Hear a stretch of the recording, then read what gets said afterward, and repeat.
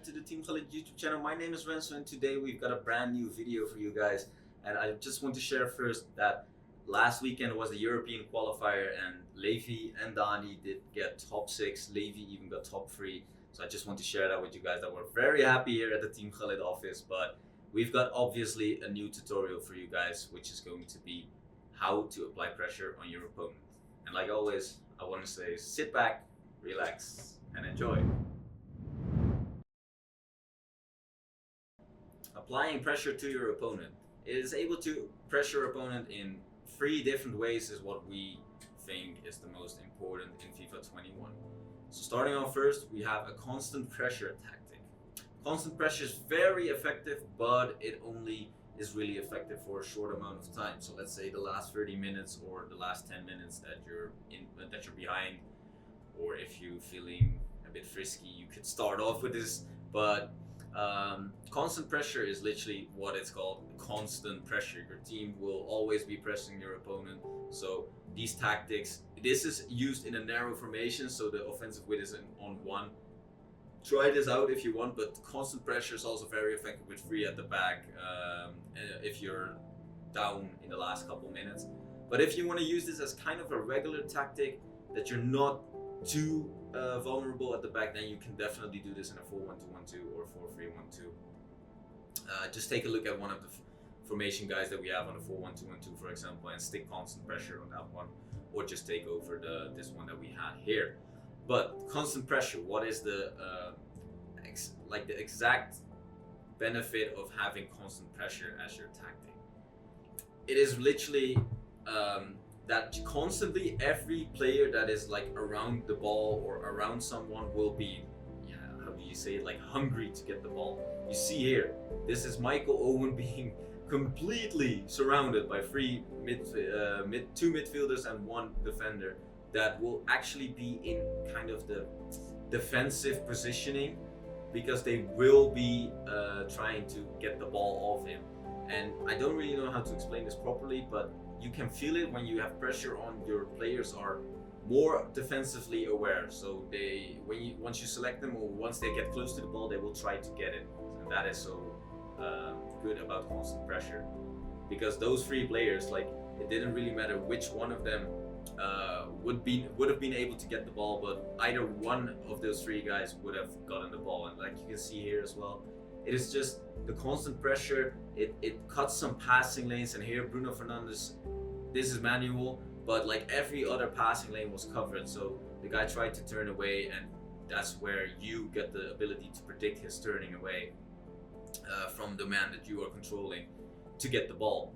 And this is also a perfect situation that we get a chance here, immediate pressure. You can see like everybody's pushing forward. I think that's the left back there that is right now in the middle of the box, the one that's like entering the box right now, and look at it, he's now pushing to the right back, so that pass is cut off, and then it's just Rashford cutting this middle pass off. And that is just the beautiful thing about constant pressure. Like everybody's just pressing up high and getting into the face of the opposition.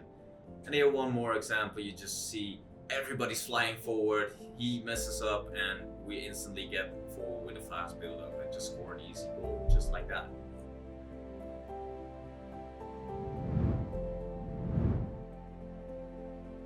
But there's also risk to playing constant pressure, because if somebody plays out well, all of your players are bombing forward, so there's literally nobody at the back line, probably 2 players.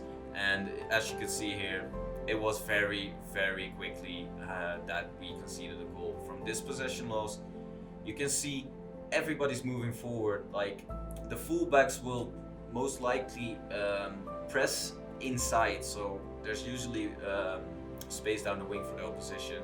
So he makes one simple pass, pushes to the left side because our right back fully committed, and it's just players getting in behind, and it's just an easy finish for Neymar in that case to punish us for using constant pressure.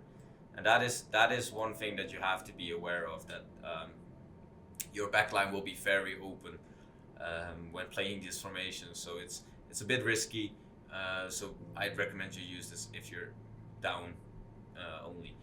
But you can see here, it's pretty much similar actually. It's just one simple pass, that the initial pass after your pressure is the most important from your opponent. If he passes out well, that's when it's getting trouble for us. But if he doesn't, that's when we can score very easy.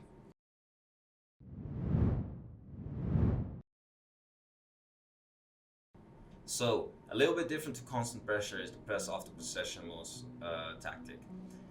The tactics with width and depth and players in box, it's a little bit more what your own preference is. Like some people play 4-2-3-1 as their base formation, and they would switch to 4-2-2 or 4-4-2 or 4-1-2-1-2 with pass after possession loss in order to apply more pressure but not constantly overcommit. So the constant pressure one that we covered before is usually the one where it's more of a desperation call, and this one is maybe if you're one goal down and the opposition is having so much possession that you feel like I need to press up high a little bit more.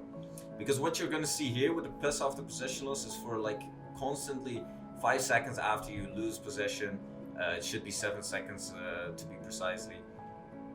The players that are behind the play, so the CDMs for example, when you're with your strikers in the box losing the ball, they will instantly run forward.